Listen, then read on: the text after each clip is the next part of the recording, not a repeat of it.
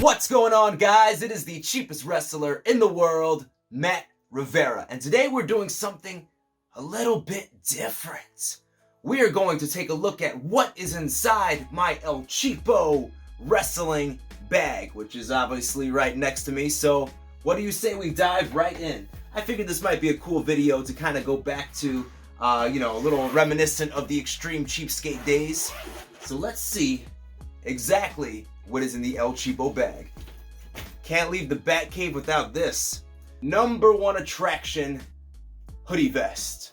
So when I first started wrestling, there were not many wrestlers out there who were wearing anything like a hoodie vest. It was very, very rare. But honestly, the guy that I got it from was, of course, the phenomenal AJ Styles. I thought it just looked so dope. And on the back, I obviously wrote the number one attraction because I was the number one attraction. I am the number one attraction, Matt Saxon. But I was also one of the first on the independent scene to rock a hoodie vest. And how sweet is that? Beautiful. You guys might recognize these. Bam! My first ever pair of wrestling tights. When I first started wrestling, I wore some plain black tights. I used it for training a lot. You guys definitely saw it in Extreme Cheapskates. But yep, here they are, the memorable tights. I got these from a fellow wrestler, and I think I've worn them maybe once. I got these from a good friend of mine, Chris Banks, who I bought them off of, and I was so stoked. I was like, oh, red, white, and black, perfect for my gear. I can't wait to wear these kick pads. I think I wore them once. Kick pads aren't for me. I think the majority of you guys have seen me in one of these bad boys. That looks like some granny panties. Those look like some big Speedos. Every wrestler should have like a Speedo or something similar to that underneath their gear. For a couple of reasons. A, it keeps, everything compact. But not only that, it also reduces the chance of someone seeing your private parts if your tights were to get pulled down or anything like that. So definitely good to have a pair of Speedos. My first ever t-shirt made, the number one attraction, Matt Saxon. The first custom shirt I ever made, I think maybe there's like 4 of these floating around. Number one on the sides, on the sleeves, the number one attraction, Matt Saxon, up front, and then on the back, everybody else is just second rate. I love this shirt, still feels great condition. Definitely brings back memories. Now these hold a very special place in my heart. My very first pair of custom tights.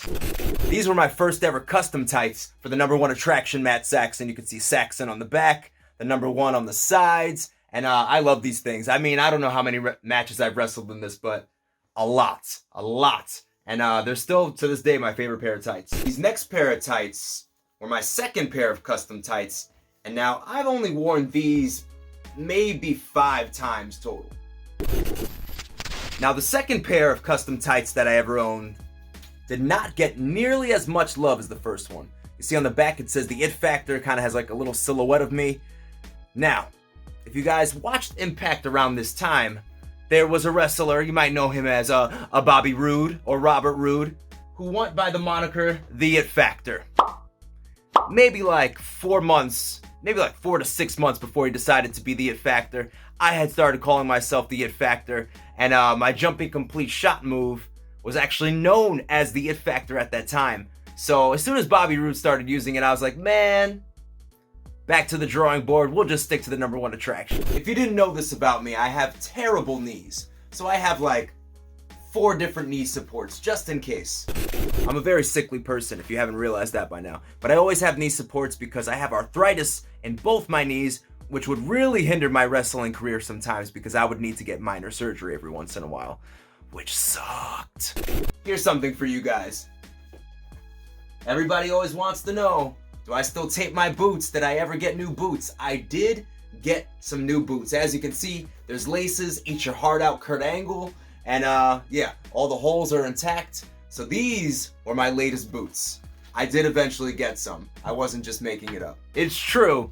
It's damn true.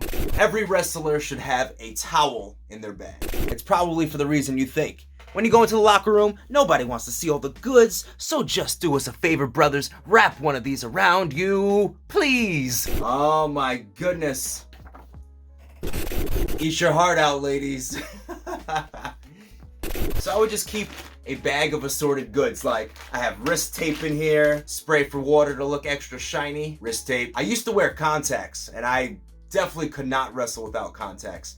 I was very lucky. I was working this job where they actually offered to give me LASIK surgery for free. For free! Free is my favorite four-letter word. Wrist tape, an extra pair of shoelaces. Would you look at that?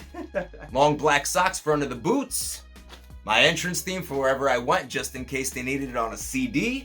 So what did you guys think of the El Cheapo wrestling bag? Did it have everything that you expected to have in it? More? Less? Did you think something was missing that you really thought would have been inside?